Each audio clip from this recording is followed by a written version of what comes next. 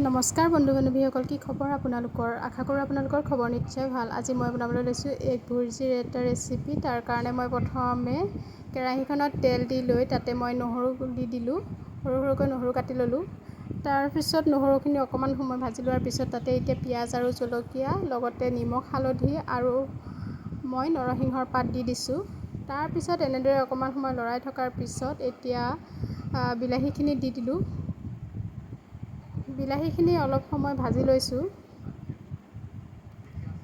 এতিয়া মই তাতে ডিম দুটা ভাঙি দিলোঁ।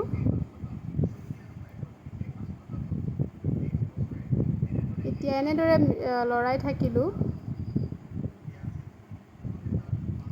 মই এনেদৰে বনাই খাই খুবেই ভাল পাওঁ। আপোনালোকে বাৰু কেনেকুৱা পায় জনাবচোন। এয়া দেখিছেনে, আমাৰ এগ ভুৰ্জি ৰেডি হৈ গ'ল।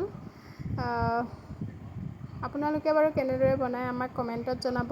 আৰু ভিডিঅ'টি যদি চাই ভাল পাইছে তেতিয়াহ'লে লাইক কৰি দিব। আৰু এয়া আমাৰ এগ ভুৰ্জি ৰেডি হৈ গ'ল।